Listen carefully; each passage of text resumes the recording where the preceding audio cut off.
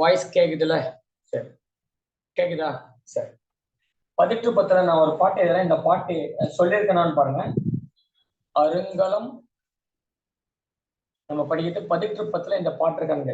பதிற்று பத்துல இந்த பாட்டு இருக்கா பாருங்க. அருங்கலம் தரியர்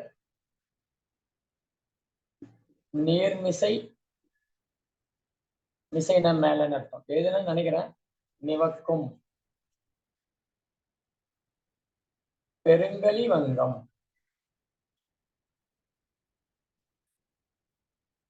அப்படின்னு சொல்றோம். உள்ளது பதிற்று பத்து எழுதிருக்கோம்ல இந்த பாட்டை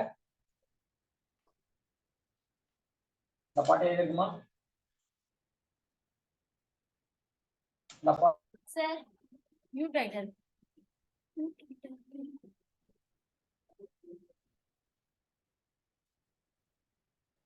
இந்த பாட்டை எழுதிருக்குமா?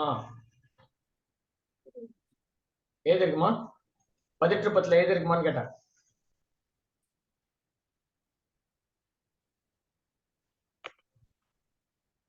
பெரிய கப்பலை பதிற்று பத்து இப்படி சொல்லுது. அருங்கலம் எக்ஸாம்ல கேட்பான். பெரிய சொல்லியிருந்தா விட்டுருங்க. யாருன்னா எழுதுறதுனா அப்டேட் பண்ணுங்க. பெரிய கப்பலை அருங்கலம் தரிய நீர்மிசை நிகழ்க்கும் பெருங்கலி வங்கம் அப்படி சொல்ற நூல் எதுன்னா பதிற்று பத்து. கேட்டா சரி.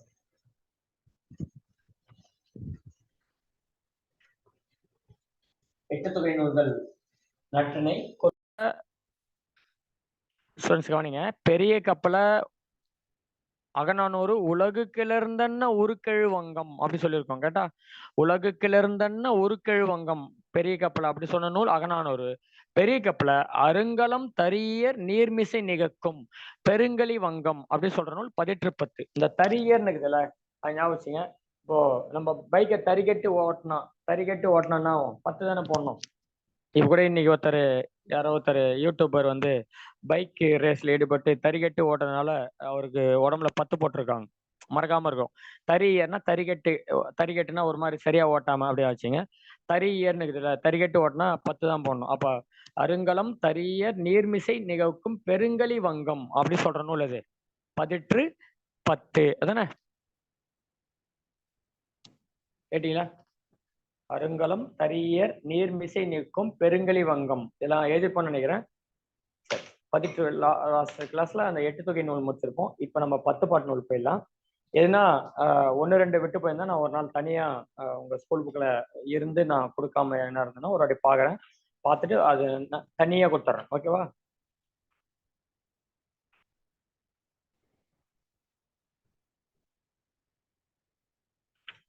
நம்ம 10 பாட்டு நூல் போயிடலாம்.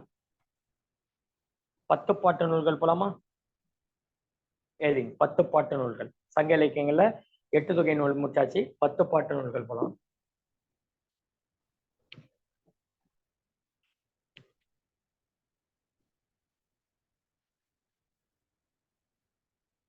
உங்களுக்கு தெரியும் சங்க நூல்கள் அப்படின்னா 8 தொகையும் 10 பாட்டும்.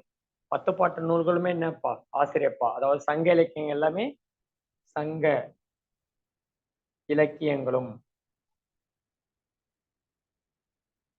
சங்க இலக்கியங்கன்னா 8 தொகை 10 பாட்டு. இதுவும் சிலப்பதிகாரம், மணிமேகலை சொல்லும் போது சொல்ற பாவகை சொல்றேன். மணிமேகலை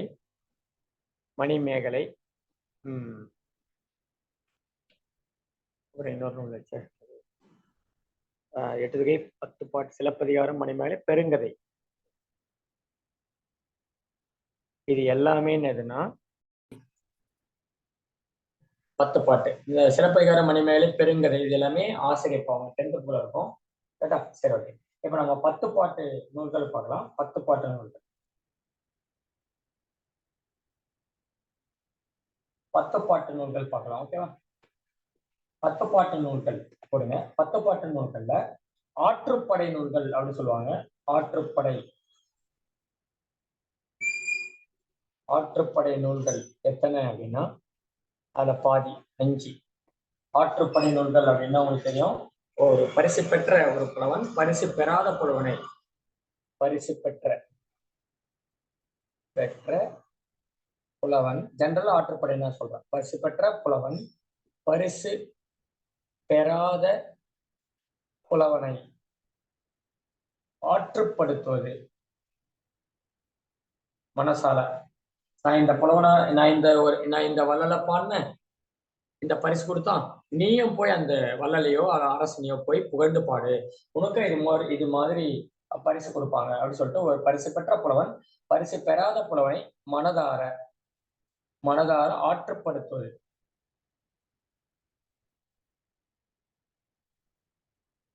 அதுதான் ஆற்றுப்படை நூல்கள். கேட்டா ஆற்றுப்படை நூல்கள் என்னன்னு கூட தெரிஞ்சுக்கலாம். மேல மட்டும் அடைகிறேன்.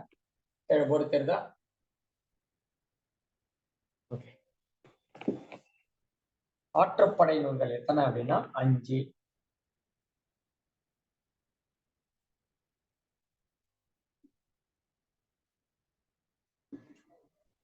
ஒண்ணு திருமுருகாற்றுப்படை. சார் இதே சார் எனக்கு தெரியும் அப்படின்னு இன்னைக்கு சில டைம்ல ஆற்றுப்படை நூல்கள் 5ல அதுல எது இல்லைன்னு கூட கேட்பான். ஏன் தெரியுமா? இதுலதான் முல்லைப்பாட்டுன்னு ஒண்ணு வரும். அதான் ஆற்றுப்படை நூல்கள் முல்லைப்பாட்டுன்னு ஒரு நூல் வரும். அந்த முல்லைப்பாட்டுக்கு இன்னொரு பேர் என்ன தெரியுமா? நெஞ்சாற்றுப்படை. இல்ல படைன்னு வருது, ஆற்றுப்படைன்னு வருது, அப்ப இது வரும்ல ஆற்றுப்படை நூல்ல அப்படின்னா அது கிடையாது. புரியுதா? சம்டைம்ஸ் ஆற்றுப்படை நூல்கள் நீங்க படிச்சிருப்பீங்க, இதுக்கு இன்னொரு பேர் முல்லைப்பாட்டுக்கு நெஞ்சாற்றுப்படையும் படிச்சிருப்பீங்க. ஆனா அந்த ஆற்றுப்படை நூல்ல கணக்குல வராது. மொத்தமே 5 தான். அதான் எழுத போறேன். சம்டைம் இதுல எது இல்லைன்னு கேட்டாங்கன்னா ஆற்றுப்படை நூல்ல அதனால சும்மா தெரிஞ்சு வச்சுங்க. திருமுருகாற்றுப்படை, திருமுருகாற்றுப்படை, பொருணர் ஆற்றுப்படை,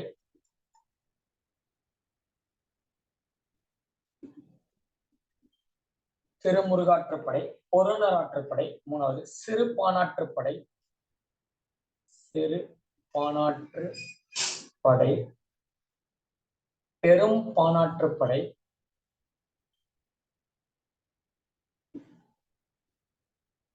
அப்புறம் கூத்தராற்றுப்படை. அதிலே பாருங்க கூத்தராற்றுப்படை அல்லது புலவர் ஆற்றுப்படை. சரி சொல்லலாம். கூத்தராற்றுப்படை, புலவராற்றுப்படை இல்லை, அது வேற. கூத்தராற்றுப்படை. இதுக்கு இன்னொரு பேர் கூட சொல்லுவாங்க, மலைப்படுகடாம் என்ற கூத்தராற்றுப்படை கூட சொல்லுவாங்க. படிச்சிருப்பீங்க மலைப்படுகடாம். அப்போ ஆற்றுப்படை நூல்கள் 5: திருமுருகாற்றுப்படை, பொருணர் ஆற்றுப்படை, சிறுபானாற்றுப்படை, பெரும் பானாற்றுப்படை, மலைப்படுகடாம் என்ற கூத்தராற்றுப்படை. கேட்டா முதல்ல நம்ம என்ன பண்ணலாம்னா இதை பாடி அரசரும் பாட்டுடை தலைவனா பார்த்துடலாம். முதல்ல ஈஸியான கொஸ்டின் எல்லாம் பார்த்துட்டு அதுக்கப்புறமா இன்டெப்தா உள்ள போகலாம். புரியுதா? சரி, அழைக்கிறேன். 3 காலம் போட்டுங்க. நூலு, அப்புறம் நூலின் ஆசிரியர், அதாவது இந்த 10 பாட்டு நூலுக்குள்ள இந்த 10 பாட்டு நூலுடைய ஆசிரியர், பாட்டுடை தலைவன் போலாம். எழுதிட்டீங்கன்னா சம்டைம் பாட்டுடை தலைவன் கேட்டாங்கன்னா நம்ம சங்க நூல்கள் பார்த்தோம். அந்த சங்க நூல்ல மெயினா பாத்தீங்கன்னா செய்யுள்கள் முக்கியம். பாட்டு நிறைய பார்த்தோம். பாத்தீங்கன்னா புறநானூறுல, கலித்தொகையில, அகநானூறுல, நற்றிணையில, பதிற்றுப்பத்துல, பரிபாடல்ல அவ்வளவு செய்யுள் தான் முக்கியம். ஆனா இந்த 10 பாட்டுல ஃபுல்லா செய்திகள் ரொம்ப முக்கியம். இந்த செய்திகள்லாம் பாட்டுடைய தலைவன் யாரு, புலவர் யாரு, இது மொத்தம் எத்தனை அடிகள் இருக்கு, அது மாதிரிதான் கேட்பாங்க. கேட்டா அதனால நல்லா படிச்சீங்க. கீழ்கணக்கு நூல்களுமே அப்படிதான். சரி, ஓகே, பார்ப்போம். திருமுருகாற்றுப்படை ஃபர்ஸ்ட் இப்படி காட்டுறீங்க. ஒரு தெரியுதா? நூலு, நூலோட பேர், அப்புறம் ஆசிரியர்,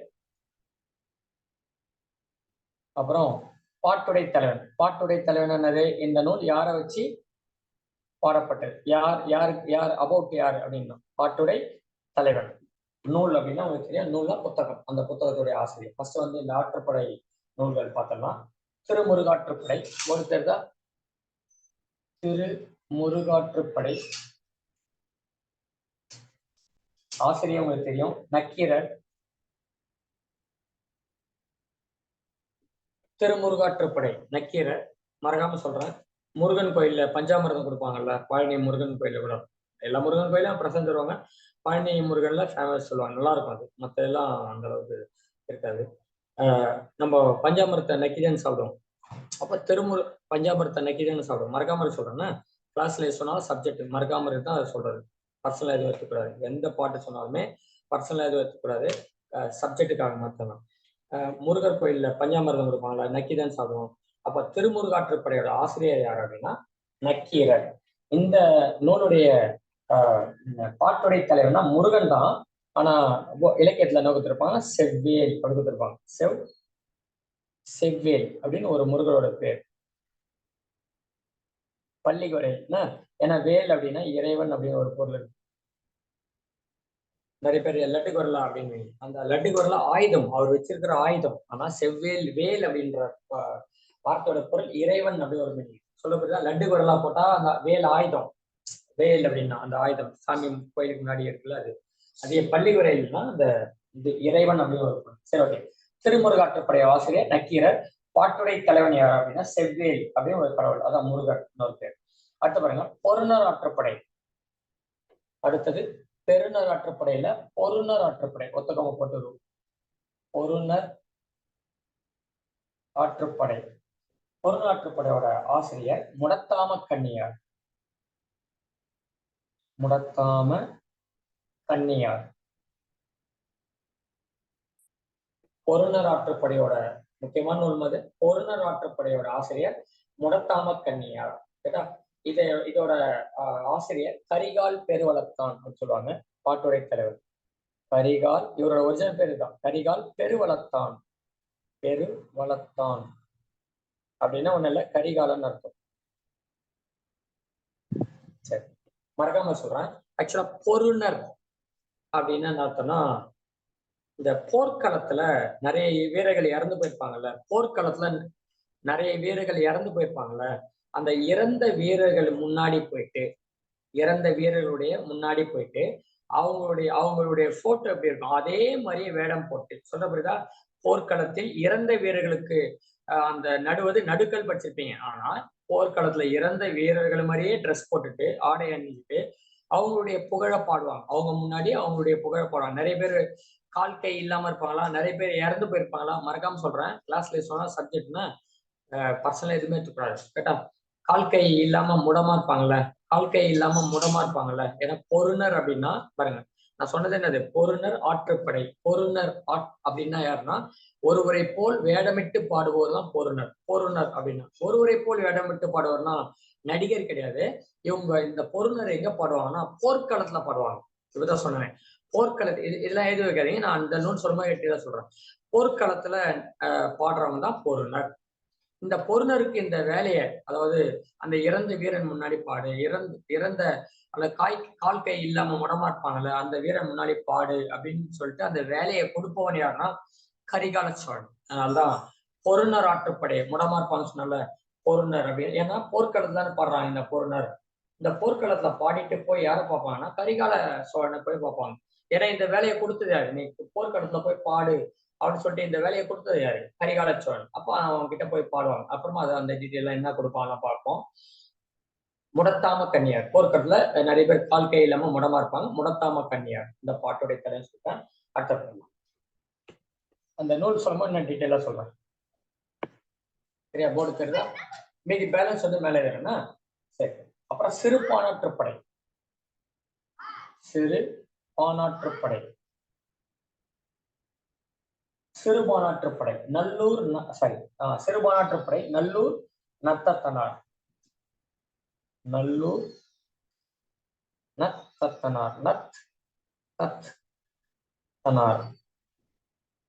சிறுபானாற்றுப்படை நல்லூர் நத்தத்தனார் பாட்டுடைய தலைவனே இதுல. சிறுபானாற்றுப்படை மறக்காம சொல்றேன். நத்த ஸ்னெயில் சொல்றீங்களா, ஸ்னெயில். நத்த சின்னதா இருக்குமா பெருசா இருக்குமா? சரி, சின்னதா இருக்கும்ல. அப்போ நல்லூர் நத்தத்தனார் பாடிய நூல் தான் அது சிறுபானாற்றுப்படை. சிறுபானாற்றுப்படை பாத்தீங்களா, என்ன தெரியுமா சொல்லுவோம், நிறைய கூட நீங்க படிச்சிருப்பீங்க. அகநானூறு படிக்கும் போது சோழர்களுடைய எழுதுறதுனா எழுதிங்க. அகநானூறுல சொல்லும் போது அந்த மிஸ் ஆயிருந்தா எழுதிங்க, சொல்லியிருந்தேன்னா ஓகே. அகநானூறுல சோழர்களுடைய குடவோலை முறை பற்றி சொல்ற நூல் எது அப்படின்னா அகநானூறு. சோழர்கள் இருக்காங்கல்ல, ஒரு குடத்துல தேர்தல் நிக்க போறவங்களுடைய பேரை எழுதி போட்டு அதுல குழுக்கள் முறையில் எடுப்பாங்க. ஒரு சின்ன சிறுமியோ சிறுவனோ கூப்பிட்டு எடுப்பாங்க. அதான் குட ஓலை முறை. குடத்துல ஓலையை போட்டு ஓலையில எழுதிடுவாங்க. பேரை போட்டு எழுதுற முறைதான் குட ஓலை முறை. சோழர்களுடைய குட ஓலை முறை பற்றி சொல்ல நூல் அகநானூறு. சரியா சரிப்பா? அப்படி ஞாபகம் நல்லா சொன்னேன். சிறுபானாற்றுப்படை அகநானூறு சோழர்களின் குட ஓலை. ஓகே. சிறுபானாற்றுப்படை நத்த சின்ன இருக்குமா? சிறுபானாற்றுப்படை. அது இல்லாம சிறுபானாற்றுப்படை எதோ சொல்லுதுன்னா கடையெழு வள்ளல்களை பற்றி கூறிய நூல் எது கேட்பாங்க. கடையெழு வள்ளல்கள் உங்களுக்கு தெரியும். அது என்ன வள்ளல்கள்? Okay sir. அது என்ன சார் கடையெழு வள்ளல்கள் அப்படின்னா நம்மளுக்கு தெரியும் 3 சங்கங்கள் தோன்றுச்சு அப்படின்னு பார்த்தோம். கேட்டா முதல் சங்கம், இடைச்சங்கம், கடைச்சங்கம். கடைச்சங்க காலத்தில் தோன்றிய வள்ளல்கள் தான் கடையேழு வள்ளல்கள். அப்ப சார் இடைச்சங்கத்துல தோன்றலையா முதல் சங்கத்துல தோன்றா இருந்தாங்க. அவங்க பேர் முதல் 7 வள்ளல்கள். இடைச்சங்கத்துல இல்லையா சார் அப்படின்னா இருந்தாங்க. இடையேழு வள்ளல்கள். நம்ம தான் அவங்களுடைய எழுதிய நூல்கள் எல்லா டீட்டெயிலும் எல்லாமே போச்சு. அதானே கடல் கோளால மூஞ்சி போச்சுல. அதாவது கடைச்சங்க காலத்தில் எழுதப்பட்ட நூல் தான் அது. இந்த சங்க இலக்கியங்கள் முதல் சங்கம் கிடையாது, இடைச்சங்கம் கிடையாது, கடைசங்க காலத்தில் எழுதப்பட்ட நூல் தான் நம்ம சங்க இலக்கியங்கள். அதுதான் கிடைச்சது. மற்ற டீட்டெயிலாம் நம்ம விவரங்கள்லாம் கடல் கோளால மூழ்கி போச்சு பார்த்தோம்ல. அதனால அவங்க பேரு அவங்களுடைய புகழ் எல்லாமே முடிஞ்சிச்சு. கடையெழு வள்ளல்களை பத்தி நீங்க படிக்கணும்னா சிறுபானாற்றுப்படை படிச்சா போதும். ஏன் கடையெழு வள்ளல்கள்? இவங்க வள்ளல்கள் மட்டுமல்ல, சின்ன சின்ன பகுதியாண்ட மன்னர்கள். சின்ன சின்ன பகுதியாண்ட மன்னர்கள். இந்த சிறுபானாற்றுப்படையில் தான் நல்லியை பத்தி இருக்குது, பேகனை பத்தி இருக்குது. கேட்டா நிறைய காரி, ஓரி, பாரி, பேகன், அதியமான், ஓரி, ஆய், அதே மாதிரி அதாவது வள்ளல்களை பத்தி சொல்ற நூல் இது மட்டும் கிடையாது. இந்த நூல் பர்டிகுலரா கடையெழு வள்ளல்களை மட்டுமே கூறும் நூல் எதுன்னு கேட்டாங்கன்னா நம்ம சிறுபானாற்றுப்படை போடலாம். சரி, சிறுபானாற்றுப்படையோட பாட்டுடை தலைவன் எல்லாரும் பாடியிருக்காங்க. ஆனா பாட்டுடை தலைவன் யார் அப்படின்னா நல்லிய கோடன். மற்றவங்களும் பாடியிருப்பாங்க. ஆனா நல்லிய கோடனையும் பாடியிருப்பாங்க. நல்லிய கோடனை ஸ்பெஷலா பாடியிருப்பாங்க. நல்லிய கோடன் கேட்டாங்கன்னா அப்படி போடுங்க. சிறுபானாற்றுப்படையோட பாட்டுடை தலைவன். சரி, அடுத்த பெரும்பானாற்றுப்படை 7 பேர் பாடியிருப்பாங்க. இவரை ஸ்பெஷலா நிறைய பாடியிருப்பாங்க. ஒரு வாட்டி சொல்றாங்க, பாட்டு சொல்றேன் சும்மா. இந்த நல்லி என்ன பண்ணுவோம்னா இப்ப எழுதியிருக்கல நல்லி. இந்த நல்லி என்ன பண்ணுவோம்னா காம்பு சொல்லி அண்ணன் எழுதுவேன். நான் இப்ப நோட்ஸ் கொடுக்குறேன். காம்பு சொல்லி அண்ணன் காம்பு காயும்பு காம்பு சொல்லி அண்ணன் அறுவை உடி பாம்பு வெகுண்டன்ன தேரல் நல்கி. பாருங்களேன், அதாவது இந்த கடையெழு வள்ளல் இருக்கால நல்லி எழுதிருக்கல லட்டு வரலாம். அந்த நல்லிய கோடன் வீட்டுக்கு அல்லது அந்த சொல்லிட்டு இரவலன் போவாங்க. இரவலன் போன உடனே நீங்க நினைப்பீங்க பொண்ணும் பொருளும் கொடுப்பாங்க. கண்டிப்பா கொடுப்பாங்க. ஆனா எடுத்த உடனே பொண்ணும் பொருளும் கொடுக்க மாட்டாங்க. உணவு போடுவாங்க, அப்புறமா உடை கொடுப்பாங்க, அப்புறமா உடை, அப்புறம் உணவு, அப்புறமா தான் பொண்ணும் பொருளும்.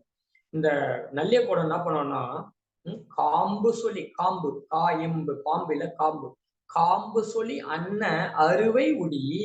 அறுவைனா ஆடை, உடினா உடுத்தி. அதாவது காம்புனா இந்த இடத்துல என்ன மீனிங் அப்படின்னா மூங்கில் கழைனா மூங்கில் படிக்கிறீங்களா? மூங்கில் தோல் இருக்குல்ல, மூங்கில் மரத்துடைய தோல், அதாவது கொம்பு இருக்குல்ல, மூங்கிலோட ஸ்டிக் இருக்குல்ல, பச்சையா இருந்தா அதுல தோல் உரிச்சா தோல் வருமா? ஸ்கின் எடுக்கலாம் தானே பச்சையா இருந்தா. மூங்கில் தோலை உரிச்சா என்ன திக்னஸ் இருக்குமோ அது மாதிரி உடைய ஆடையை வழங்கணும் நல்லிய குடல். காம்பு சொல்லி அண்ணா அறுவை உடி. அறுவை அப்படின்னா ஆடைன்னு அர்த்தம். அறுவை சிகிச்சைன்னு போடுறாங்களே அதே ரூதான். பாம்பு வெகுண்டன்ன தேரல் நல்கி. பாத்தீங்களா, பாம்பு கடிச்சதுன்னா ஒருத்தரை கடிச்சதுன்னா கடித்தவருடைய கடிப்பட்டவருடைய வாயில ஒரு நுர வரும் பாத்தீங்களா, அது மாதிரி ஒரு கஞ்சியை கொடுப்பான். பாத்தீங்களா, முதல்ல ஆடையை கொடுக்குறான், அப்புறம் பாம்பு நம்மளை போட்டா நம்ம வாயில இருந்து நுர வரும்ல, அது மாதிரி உடைய கஞ்சியை கொடுக்குறான்னா இந்த நல்லிய குடல். அது மட்டுமா, இப்போ நம்ம ஹோட்டல்ல போகும்போது எட்டோனே பெரிய பெரிய ஹோட்டல்ல எட்டோனே சாப்பாடு போட மாட்டாங்க, டிஃபன் பண்ண மாட்டாங்க. முதல்ல ஸ்டார்டர் இருக்கும். ஸ்டார்டர்னா கஞ்சி மாதிரி ஒன்று கொடுப்பாங்க, அதான் சூப்பு.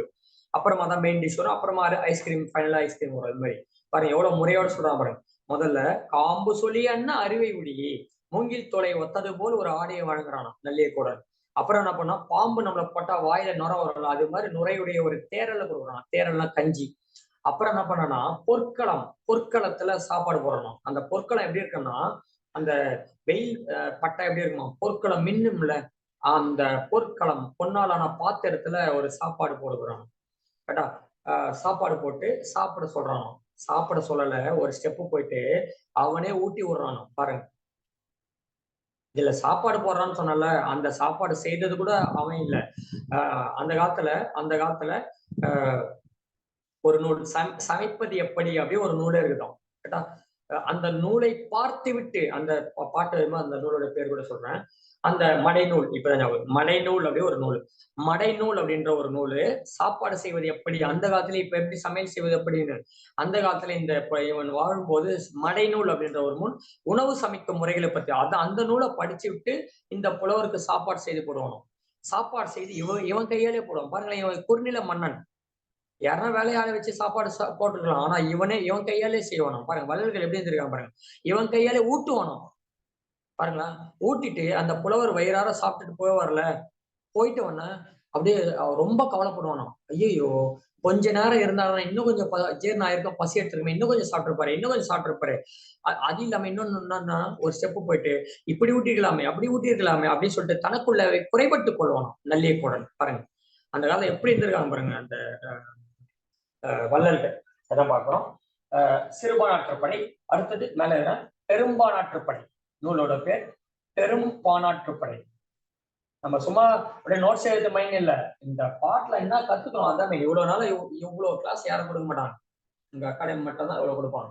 சும்மா அப்படியே நூலாசிரியர் மட்டும் முக்கியமான அடிகள் மட்டும் கொடுத்துருவாங்க நிறைய தமிழாசிரியர். ஆனா முக்கியமானது நம்மளுக்கு எப்படி தெரியும்? டிஎன்பிஎஸ்சி நம்மளுக்கு எது முக்கியம் அதான் கேட்பாங்க. ஒரு பாட்டு சொன்னால நும்மனை கழி நும்மனை சிலம்பு கழியாயினும் எம்மனை வதுவை. என்ன நூலை டெக்ஸ்ட் பண்ணுங்க. நும்மனை சிலம்பு கழி எம்மனை வதுவை ஆகினும். நும்மனை சிலம்பு கழி ஆயினும் எம்மனை வதுவை. என்ன நூல் பாருங்க. அந்த கொஸ்டின் கேட்ட கொஸ்டின். சரி, பெரும்பானாற்றுப்படை யாருன்னா கடியலூர் உருத்திரங்கண்ணனார். கடியலூர் உருத்திரங்கண்ணனார். உருத்திரங்கண்ணனார் பெரும்பானாற்றுப்படை. ஏற்கனவே பார்த்தோம் சிறுபானாற்றுப்படை நத்த சின்னதா இருக்குன்னு சொல்லிட்டீங்க. பெரும்பானாற்றுப்படையோட ஆசிரியர் கடியலூர் உருத்திரங்கண்ணனார். இப்ப கூடமா பெருசா இருந்தாலே நம்மளுக்கு கண்ணு உறுத்தோம்ல. பெருசா இருந்தாலும் நம்மளுக்கு கண்ணு உறுத்தோம்ல. இப்போ உங்க அப்பா வந்து 1 கிலோ மாம்பழம் வேணாரு சீசன் டைம்ல. 4 விற்கிதுன்னு வச்சுக்கலாம். ஒரு மாம்பழம் மட்டும் 1/2 கிலோ சைஸ்ல இருக்கு. எதை சாப்பிடுவோம் ஜென்ரலா? பெருசா இருந்தானே சாப்பிடுவோம். பெருசாகுது அப்படின்னு சொல்லிட்டு. அப்ப பெருசு இருந்தாலும் கண்ணு உறுத்தம் அவசியம். கேட்டா சரி. பெரும்பானாற்றுப்படை அகநானூர்ல கூட ஒரு பேரு பார்ப்போம். பெரும்பானாற்றுப்படை கடியலூர் உருத்திரங்கண்ணனார். கேட்டா பாட்டுடை தலைவன் யாருன்னா தொண்டைமான் இளந்திரியன். நிறைய பேரு ஸ்கூல் புக் படிச்சவங்க சொல்லியிருப்பீங்க. தொண்டைமான் இளந்திரையன். இவனோட ஸ்பெஷல் கூட சொல்லியிருப்பீங்களே. Okay, very good. ஸ்கூல் புக்ல பெரும்பானாற்றுப்படை தொண்டை பரிசு ஞாபகம் வச்சீங்கன்னா தொண்டை பரிசு. சில பேருக்கு கத்துவாங்க பார்த்தீங்கன்னா தொண்டை பரிசு ஞாபகம் வச்சீங்க. பெரும் பானாற்றுப்படையோட பாட்டுடை தலைவன் தொண்டைமான் இளந்திரையன். நீங்க கூட ஸ்கூல் புக்ல படிச்சிருப்பீங்க. அவையா நம்ம அதியமானுக்கும் சும்மா சொல்றேன்னா போர்டு அடிக்க எல்லாமே சப்ஜெக்ட் தான்.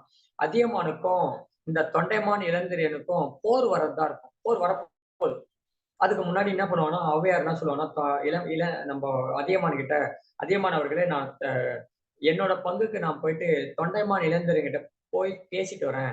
முடிஞ்ச வரைக்கும் நான் போரை வந்து தவிர்க்க பாக்குறேன் அப்படின்னு சொல்லிட்டு நம்ம இவங்க சொல்லுவாங்க. நம்ம ஔவையார் அதியமானுக்கும் இவனுக்கும் சொல்லப்பட்டு அதியமான் ஔவைக்கு நெல்லிக்கனி கொடுத்தால அந்த அதியமானுக்கும் தொண்டைமான் இளந்திரைக்கும் சண்டை வரதான் இருக்கும். சரி. ஆனா அந்த பெரும் மாநாட்டுப்படை பாட்டுடைய தலை இளந்திரை முன்னாடி போவாங்க.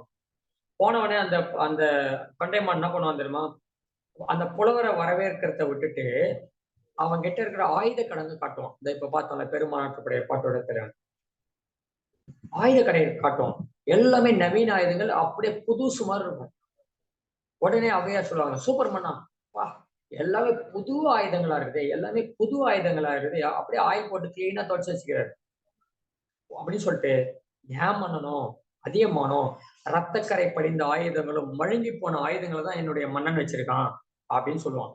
இந்த ஔவையார் இந்த வார்த்தையை சொன்ன உடனே இந்த தொண்டைமான் இளைஞர் அப்படியே ஹார்ட் அட்டாக் வந்த மாதிரி ஐயோ நம்ம எந்த போருக்கும் போல அப்ப அதியமான பல போர்களை கண்டவன் ஆயிற்றே ஔவையார் குற்றமனமா அப்புறமா போர்ல இருந்து பின்வாங்கிடுவான். அந்த அவன் தான் இந்த நூலுடைய பாட்டுடை தலைவன்.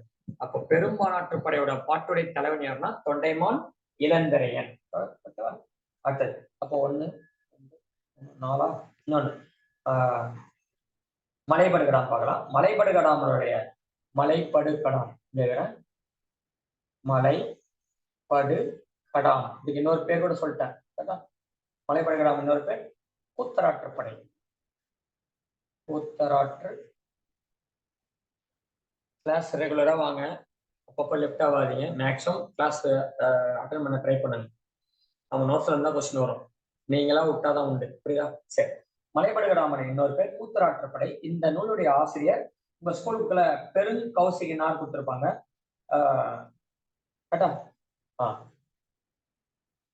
பெருங்குன்றூர் பெருங்கௌசிகனார் நான் வச்சுங்க. பெருங்குன்றூர் எல்லாம் ஒண்ணுதான்.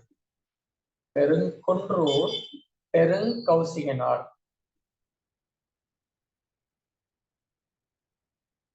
ஜூம் பண்ணி எழுதுங்கன்னா குட்டி குட்டியா எழுதிருவேன் நானு. மலைப்படுகடாமரின் ஆசிரியர் பாருங்களேன், இதுல மலைன்னு வருதா, இங்க பாருங்க குன்றுன்னு வருது பாருங்க, மறக்காம இருக்கும். கரெக்டா? மலைன்னு வருதா, குன்றுன்னு வருது பாருங்க. மலைனால குன்றுனால, மலையில போய் சின்ன போய் குன்று. அப்ப மலைப்படுகடாமரை ஆசிரியர் பெருங்குன்றூர் பெருங்கௌசினார். கரெக்டா? பெருங்குன்றூர் பெருங்கௌசினார். இதோட பாட்டுடை தலைவன் நன்னன். உங்க ஸ்கூலுக்கு நன்னன் கொடுத்திருப்பாங்க.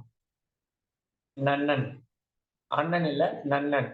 இவரோட ஃபுல் நேம் நன்னன் சேய் நன்னன் கூட சொல்லுவாங்க. நன்னன் சேய், சேய்னா குழந்தை இல்ல, நன்னன் சேய் நன்னன். சரி, ஓகே. திருமுருகாற்றுப்படை நக்கீரர், பொருளராற்றுப்படை முடத்தாம கன்னியார், சிறுபானாற்றுப்படை நல்லூர் நத்தத்தனார், பெரும்பானாற்றுப்படை கடியலூர் உருத்திரங்கண்ணனார், முல்லை அப்புறம் வந்து மலைப்படுகடாம் பெருங்கன்றூர் பெருங்கௌசிகனார். அடுத்து சொல்றேன். மதுரை காஞ்சி.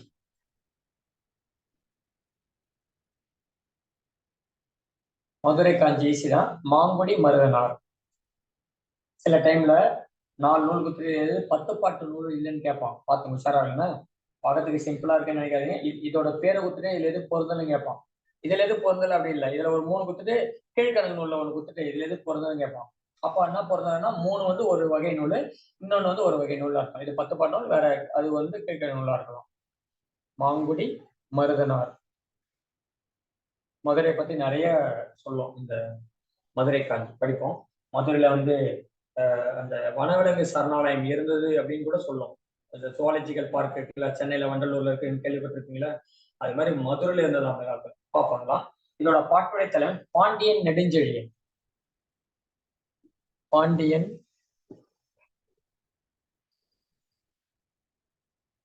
நெடுஞ்செழியன் ஒருத்தர் தான். மதுரை காஞ்சியோட பாட்டுடை தலைவன் பாண்டியன் நெடுஞ்செழியன்.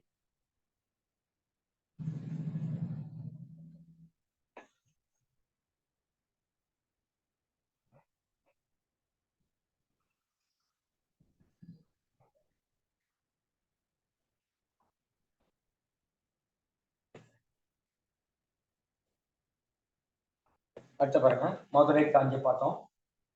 முல்லைப்பாட்டு. சீக்கிரங்க மேல அழைக்க போறேன். முல்லைப்பாட்டு ஆசிரியர் உங்களுக்கு தெரியும். முல்லைப்பாட்டு, முல்லைன்றது ஒரு பூதனை. பாருங்க இவ்வளோ எழுதி இருக்கணும், அதுல எதுவுமே பூவோட பேரே வரலையா? அவ்வளவுதான், மறக்காம இருக்கும். பூவோட பேர்ல தான் ஆசிரியரோட பேரும். நப்பூதனார். பாருங்க, நப்பூ, நப்பூதனார் ஃப்ளவர். நப்பூதனார். முல்லைப்பாட்டு ஐயோ தெரியலன்னு கூடாது. முல்லைப்பாட்டுடைய ஆசிரியர் நப்பூதனார். நப்பூதனார். இதோட பாட்டுடைய தலைவர் யாருன்னா பாண்டியன் நெடுஞ்செழியன். கேட்டான போடுங்க.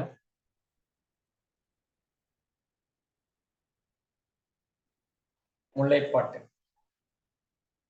அடுத்து சொல்றேன், நெடுநல் வாடை. அடுத்த ஆசிரியர் சொல்றேன். கீழே அழைக்குமா? கீழே மட்டும் அழைக்க போறேன். கீழே மட்டும் அழைக்க போறேன்.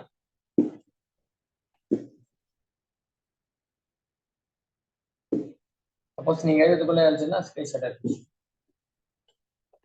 நெடுநல் வாடை. நெடுநல் வாடை நக்கீரர். சார் எழுதுறீங்களே அப்படின்னா, திருமுருகாற்றுப்படையை பாடியவரும் நக்கீரர் தான், நெடுநல் வாடையை பாடியவரும் நக்கீரர் தான். கேட்டா முருகர் கோயில்ல இது கொடுப்பாங்கல்ல, பஞ்சாமிர்தம் நக்குவோம்ல, ரொம்ப நேரம் நக்குவோம்ல. ஏன்னா கையில பிசிஷன் இருக்கும், ரொம்ப நேரம் நக்கும். பஞ்சாமிர்த வாழைப்பழம் இருக்கனால பிசிஷன் இருக்கும், ரொம்ப நேரம் நக்கும். அதானே நெடு இருக்கா? மறக்காம சொல்றேன் சார், இது வந்து படிச்சவங்களுக்கு சொல்றேன். புதுசா படிக்கிறவங்களுக்காக ஷார்ட்கட். இது எங்களுக்கு தெரியும் அப்படின்னு நினைப்பீங்க. புதுசா படிக்கிறவங்க தான் இந்த ஷார்ட்கட். ஓகேவா? ஆல்ரெடி படிச்சவங்க இன்னும் தெளிவா படிப்பீங்க. ரொம்ப நேரம் நக்குவோம்ல, இப்ப நெடுநேரம் நக்குவோம். அப்போ நெடுநல் வாடை நக்கீரர். கிளாஸ்ல சொன்ன சப்ஜெக்ட்னா நக்கீரர். நக்கீரர் இதுவும் யாருன்னா பாட்டுடைய தலைவன் முருகன். சாரி, இது பாண்டியன் நெடுஞ்செழியன். இதுவுமே தான். திருமுருகாற்றுப்படையை தான் முருகன் செவ்வேல் அப்படின்னு பார்த்திருக்கோம். பாண்டியன் நெடுஞ்செழியன். அடுத்தது குறிஞ்சி பாட்டு. ஏற்கனவே முல்லை பாட்டு பார்த்திருக்கோம். இப்போ குறிஞ்சி பாட்டு. குறிஞ்சி பாட்டு ஒரு வாட்டி எக்ஸாம்ல கேட்டாமா, குறிஞ்சி பாட்டு எதுக்காக பாடினாருன்னு எக்ஸாம்ல குரூப் 4ல கேட்டான். குறிஞ்சி பாட்டு எதுக்காக பாடினாரு கேட்டான். எல்லா புலவரும் பாடிருக்காங்க பாட்டுடைய தலைவர் மேல. இது வந்து ஒரு பர்பஸ்க்காக பாடியிருக்காரு குறிஞ்சி. உங்களுக்கு தெரியும் குறிஞ்சினாலே யாரு? குறிஞ்சி பாடல்களவர் கபிலர் தான். ஆனா எதுக்காக பாடினாரு கேட்டாங்க. எதுக்காகன்னா ஒண்ணு இல்ல, ஒரு அரசன் ஒரு அரசனுக்கு தமிழ் கற்றுக் கொடுப்பதற்காக கபிலர் பாடிய பாட்டு தான். ஒரு அரசனுக்கு, புரியுதா? குறிஞ்சி பாட்டு கபிலர் தான். குறிஞ்சினாலே தெரியலன்னா கபிலர் போட்டுறாங்க. ஓகேவா? குறிஞ்சி தேன் கிடையாது, குறிஞ்சி பாட்டு. நான் குறிஞ்சி பாட்டு தான் கபிலர் சொல்றேன். குறிஞ்சி நிறைய வருது பார்ப்போம். குறிஞ்சி பாட்டு கபிலர். குறிஞ்சி இத்தனை பாடுதே வல்ல கபிலர். இந்த குறிஞ்சி பாட்டு ஏன் பாடினார் கபிலர்னா, ஒரு மன்னனுக்கு தமிழ் கற்றுக் கொடுப்பதற்காக பாட்டானார். அப்ப அந்த பாட்டு ஃபுல்லாவே அவருக்கு தமிழ் கற்றுக் கொடுப்பதற்காக. யாருக்கு அப்படின்னா ஆரிய அரசன் பிரகதத்தனுக்கு. ஆரிய அரசன் பிரகதத்தனுக்கு தமிழ் கற்றுக் கொடுப்பதற்காக கபிலர் பாடிய பாட்டு தான் குறிஞ்சி பாட்டு. அப்ப பாட்டுடைய தலைவர் அவராக தான் இருப்பாரு. ஆரிய அரசன் பிரகதத்தன். தத்தன். ஆரிய அரசன் பிரகதத்தனுக்கு தமிழ் கற்றுக் கொடுப்பதாக நம்ம கபிலர் பாடிய பாட்டு தான் குறிஞ்சி பாட்டு. இந்த குறிஞ்சி பாட்டோட இன்னொரு பேர் கூட இருக்கு, நான் சொல்றேன் அப்புறமா. வேணும்னா சாரி, முல்லைப்பாட்டு. குறிஞ்சி பாட்டு இல்ல, முல்லைப்பாட்டு இன்னொரு பேர் நெஞ்சாற்றுப்படை.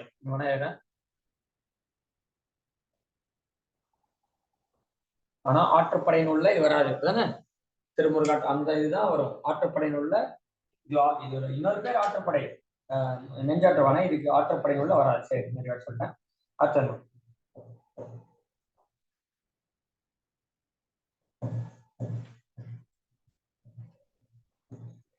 கேட்டீங்களா?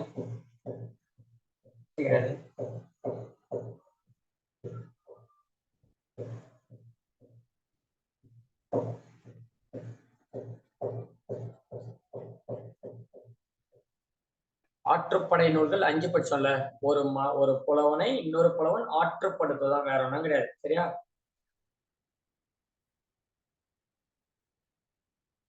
ஆற்றுப்படை நூல்ல அகநூல் எத்தனை கேட்டாங்க? உடவு 8 நூல்ல அகநூல் 5ன்னு, புறநூல் 2ன்னு, அகமும் புறமும் கலந்த நூல் 1ன்னு. இதுல 10 பாட்டுல அகநூல் எத்தனை அப்படின்னா அந்த 5 விட்டுடணும். ஏன்னா அது ஃபுல்லாவே என்னது, ஒரு புலவனை இன்னொரு புலவன் ஆற்றுப்படுத்துவது. கேட்டா அப்ப அகநூல் எதுன்னா, அகம்னா காதலை பத்தி சொல்ற நூல் எதுன்னா முல்லைப்பாட்டு, குறிஞ்சிப்பாட்டு, பட்டினப்பாட்டு. கலெக்ட் போறேன். ரைட்டிங்களா? 10 நூல் வந்துச்சே. முல்லைப்பாட்டு 8, மதுரை காஞ்சி, நெடுநல்வாடை, குறிஞ்சிப்பாட்டு, பெருமானாட்டுப்படை. ரைட். சீக்கிரம் படிச்சலாமா? கலெக்ட் போறேன். பொறுமையா படிப்போம். கிட்ட போகும்போது அப்படியே மீடியமா பார்க்கணும். இங்கிலீஷ் மீடியம் பசங்க நிறைய இருப்பாங்க குரூப் 4ல. ஏன்னா தமிழ் இங்கிலீஷ் இல்ல, புரியுதுதான் சொல்ல மாட்டேங்கிறேன். இல்ல 10 பாட்டு நூல் பார்த்துட்டு இருக்கோம். இதுல அகப்பாடல்கள். அகம்னா உங்களுக்கு தெரியும், காதல், இல்லறம், காதல், இல்லறம், அதை பத்தி பாடுறதுதான். இதுல 3 நூல் அகநூல் சொல்லலாம். முல்லைப்பாட்டு, நம்ம நெஞ்சாற்றுப்படை பார்த்தோம். முல்லைப்பாட்டுடைய இன்னொரு பேர் நெஞ்சாற்றுப்படை. ஆனா ஆற்றுப்படை நூல்ல ஆற்றுப்படை கிடையாதுன்னா இன்னொரு பேர் தான் இது. ஓகே.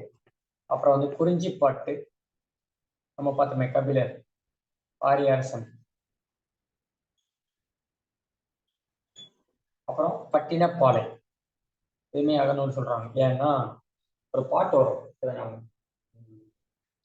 ஒரு பாட்டு பட்டினப்பாலை. நீங்க சொல்லிப்பீங்க பட்டினப்பாலை ஏற்றுமதி இறக்குமதி பத்தி சொல்லுங்க சார் அப்படின்னா, இதுவுமே காதலை பத்தி சொல்லுது. ஒரு பாட்டு சொல்றாங்க, ஏதுவனா நம்ம படிக்க போறோம். ஏதுவனா அதாவது ஒரு தலைவனுக்கு நல்ல சம்பளத்துல வேலை கிடைக்குது. பட்டினத்துல நகரத்துல நல்ல சம்பளத்துல வேலை கிடைக்குது. ஒரு மனசு போலான்னு சொல்லுது, ஒரு மனசு போகவானான்னு சொல்லுது.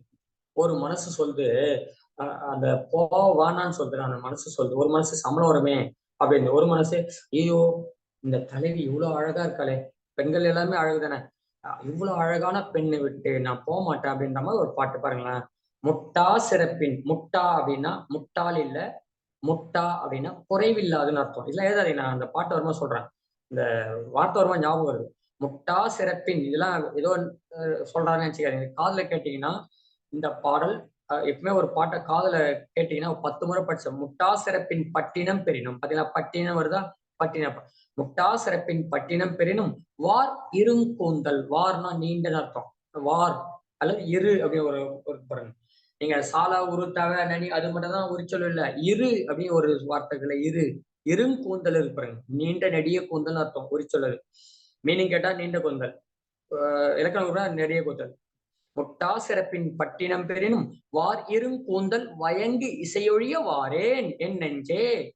பாருங்களா, குறைவில்லாத சிறப்பை உடைய பட்டினத்தையே நீ ஏதி குத்தாலும் இந்த அழகான கண்களை உடைய அழகான இந்த கூந்தலை உடைய என்னுடைய தலையை விட்டு நான் வரமாட்டேன் அப்படி சொல்றாங்க. பாத்தீங்களா, பட்டினப்பாளையில.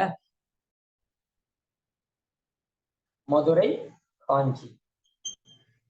மதுரை காஞ்சி அப்படின்னா இந்த எதை பத்தினா இந்த மதுரையை பத்தி மன்னன் அகப்பாடல்கள் பார்த்தோம். முல்லைப்பாட்டு, குறிஞ்சிப்பாட்டு, பட்டினப்பாலை. அந்த பட்டினப்பாலை பேரு நான் பாயிண்ட்ஸ் தனியா சொல்ல போறேன்.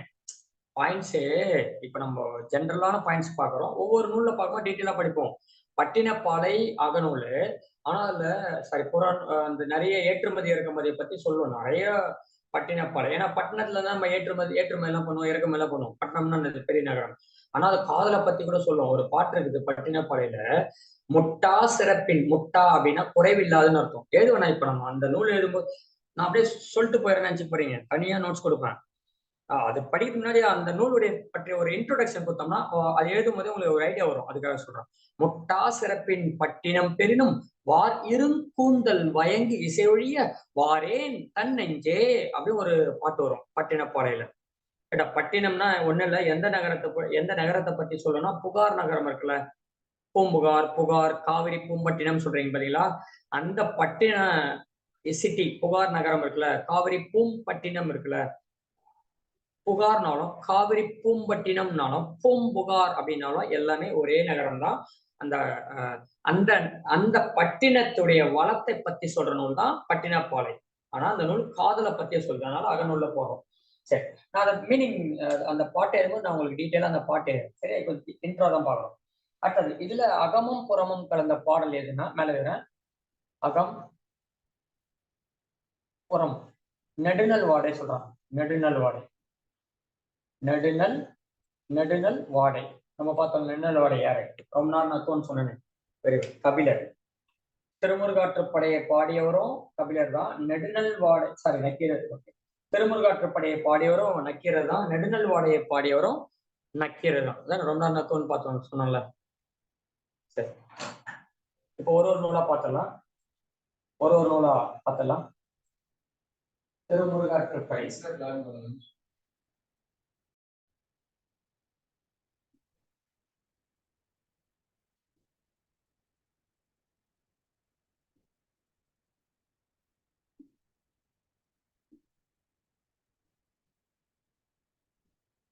அதாவது நம்ம ஏற்கனவே இந்த கடியலூர் உருத்திரங்கனா பெரும் பானாற்றுப்படை, அந்த பெரும் பானாற்றுப்படையோட ஆசிரியர் அப்படின்னு பார்த்தோம். பெருசா இருந்தாலும் நம்ம கண்ணு உருத்தம் சொன்னல, அதே மாதிரிதான் பட்டினப்பாலையுடைய ஆசிரியரும் ஒண்ணுதான். ரெண்டு பேரும் ரெண்டு நூலுமே ஒரே ஆசிரியர் இருக்காங்க. ரெண்டு நூலுமே ஒரே ஆசிரியர். ஓகேவா, ரெண்டு நூலுமே ஒரே ஆசிரியர். பட்டினப்பாளையம் பெரும் பானாற்றுப்படையோட பாடியவரும் ஆசிரியர் ஒண்ணு, ஆனா பாட்டுடை தலைவன் மட்டும் வேற. பெரும்பானாற்றுப்படையோட பாட்டுடை தலைவன் தொண்டைமான் இளைஞரன். தொண்டை பெருசா இருக்கும் அவசியங்க. ஆனா பட்டினப்பாளையோட பாட்டுடை தலைவன் கரிகால சோழன். கரிகால சோழன் வேற இடத்துல பார்த்திருப்பீங்களே, கரிகால சோழன் யாருன்னா பாட்டுடை தலைவன். இந்த பட்டினப்பாலையுடைய பாட்டுடை தலைவன் கரிகால சோழன். கரிகால சோழன் இன்னொரு இடத்துல வருவார். பொருநர் ஆற்றுப்படையோட பாட்டுடை தலைவனும் கரிகால சோழன். ஆனா ஆசிரியர் வேற. கவனிச்சீங்களா? அதாவது பெருமானாற்றுப்படையோட பெருமானாற்றுப்படையோட புலவரும் பட்டினப்பாளைய ஏறிய புலவரும் ஒண்ணு. ஆனா பாட்டுடை தலைவன் வேற. அதானே? அதே மாதிரிதான் பொருநர் ஆற்றுப்படையோட பாட்டுடை தலைவனும் பட்டினப்பாளையோட பாட்டுடை தலைவனும் சேம். பாருங்க, ஒரு இடத்துல புலவர் சேம், ஆனா பாட்டுடை தலைவன் வேற. ஒரு இடத்துல பாட்டுடை தலைவன் ரெண்டுமே சேம். பொருநாட்டுப்படைய பாட்டுடை தலைவன் கரிகால சோழன், பட்டினப்பாளையோட பாட்டுடை தலைவனும் கரிகால சோழன். சரி, ஓகே. இங்க பாருங்க, பட்டணம்னால பெருசா இருக்கும்ல, பெருமாநாட்டுப்படை பெருசா இருக்கணும்னா, பட்டணம்னால சிட்டினால பெருசா தான் இருக்கும். பெருசானால கண்ணு உருட்டுமா? அதான் பட்டினப்பாலை பாட்டுடை தலைவன் கரிகால சோழன். இது சொல்லன் யார சொன்னாங்க, எழுதிட்டேன். அடுத்த செய்தி பார்க்கலாம். இது சொல்லல எழுதி மொத்தம் 9 நூல் மட்டும் எழுதிருக்கேன்னு நினைக்கிறேன். ஒண்ணு அடிச்சலாமா? ஒன்னொன்னா பார்க்கலாம். திருமுருகாற்றுப்படை.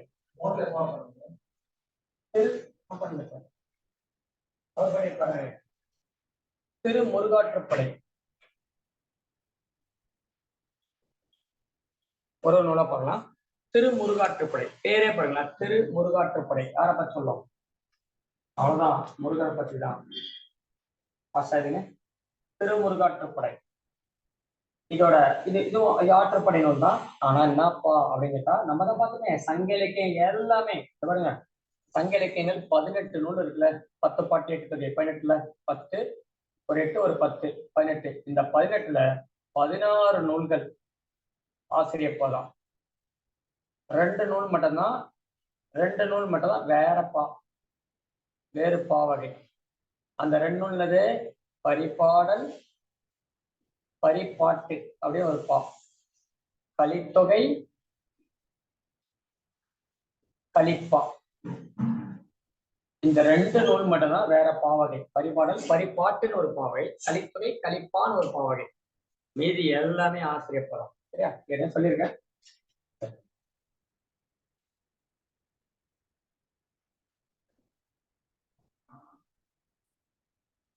திருமுருகாற்றுப்படை சரிங்களா? 10 பாட்டில் முதல் பாட்டு. அதானே 10 பாட்டுல முதல் பாட்டாக இருப்பது கூட பாருங்களா, வரிசையா சொல்லியிருக்காங்க 10 பாட்டில். ஏன்னா இப்போ கூட நம்ம பிள்ளையார் சொல்லி போடுறோம்னு வச்சுக்கலாம், எத்தோட கடவுளை தானே வணங்குறோம். அப்போ இந்த 10 பாட்டுல கடவுளை வணங்குற மாதிரி ஒரு நூல் இருக்கு. அதான் 10 பாட்டில் முதல் பாட்டாக இருப்பது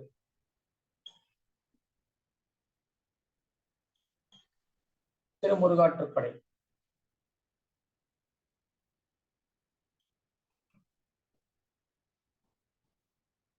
சம்டைம் கூட கேட்பான், 10 பாட்டை கடவுள் வாழ்த்து போல அமைந்த நூல் எதுன்னு கூட கேட்பான். ஏன்னா ஃபர்ஸ்ட் தோட சாமி மறையுது இல்லை, அது கூட 10 பாட்டில் 10 பாட்டு நூல்னு அர்த்தம். கடவுள் வாழ்த்து போல எத்தோட சாமியோட கூட ஒரு நூல் எழுதினோடனே சாமியை வணங்கிட்டு தானே போடுவோம். கூட கிறிஸ்தவர்ல இருந்தா பிளஸ் போடுறோம்ல, இந்துக்கள் இருந்தா பிள்ளையார் சொல்லி போறாங்க. 10 பாட்டில் கடவுள் வாழ்த்து போல அமைந்த நூல் திருமுருகாற்றுப்படை. இதோட ஆசிரியர் உங்களுக்கு தெரியும், நக்கீரர். பாட்டுடைய தலைவனா முருகனுக்கு இன்னொரு பேர் தான் செவ்வேல் அப்படின்னு பார்த்தோம். இந்நூலுடைய வேறு பேர் எழுதுறான், திருமுருகாற்றுப்படையோட வேறு பெயர். இது கூட பாருங்க, இந்த 10 பாட்டுனா வேறு பெயர். செய்திகள் முக்கியம், பாட்டு அந்த அளவுக்கு முக்கியம் இல்ல. வேறு பெயர் முருகுன்றான், முருகு. இப்போ கூட நம்ம புறநானூரை புறம் அப்படின்னு போட்டு பேக்கெட்ல போட்டுருவோம் பாத்தீங்களா, புறநானூரை ஸ்கூலுக்குலாம். அதே மாதிரி திருமுருகாற்றுப்படையோட வேறு பேர் முருகு. அப்புறம் இன்னொரு பேர் புலவர் ஆற்றுப்படை. முக்கியமானதுமா இதோட வேறு பேர் புலவர் ஆற்றுப்படையில ஆற்றுப்படை நூல் தான் திருமுருகாற்றுப்படை. புலவர் ஆற்றுப்படை, இந்த முல்லைப்பாட்டு மட்டும் ஆற்றுப்படையில வர புலவர் ஆற்றுப்படை. அப்ப முருகு என்று அழைக்கப்படும் நூல் திருமுருகாற்றுப்படை. அது கூட போட்டுடலாம் நீங்க. புலவராற்றுப்படை என்று அழைக்கப்படும் நூல் எதுன்னு கேட்டாங்கன்னா திருமுருகாற்றுப்படை. ஓகேவா?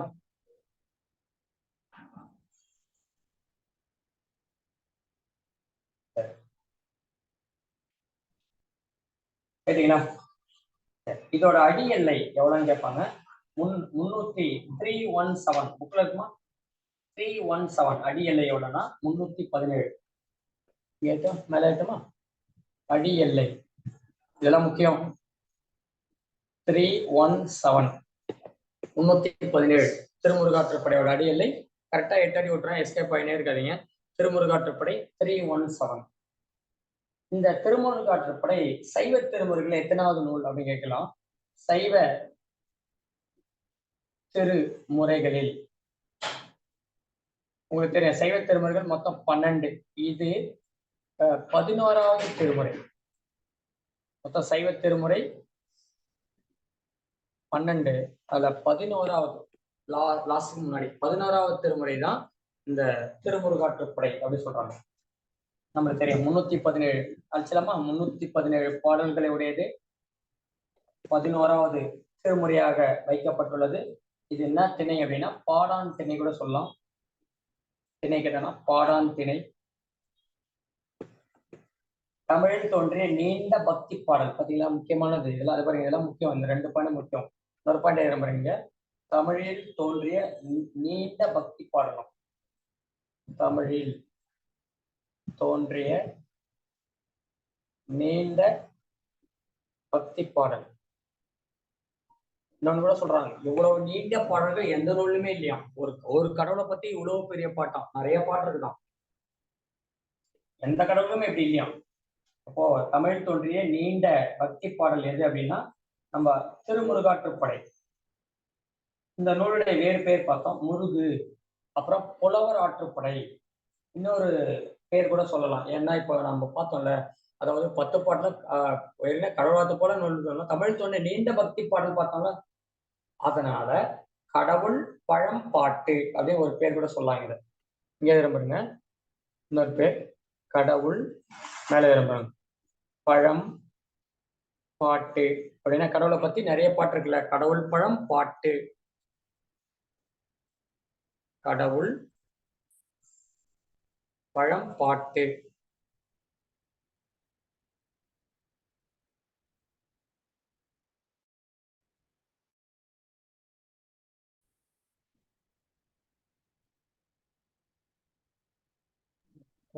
சார் போர்டு தெரியல சார்.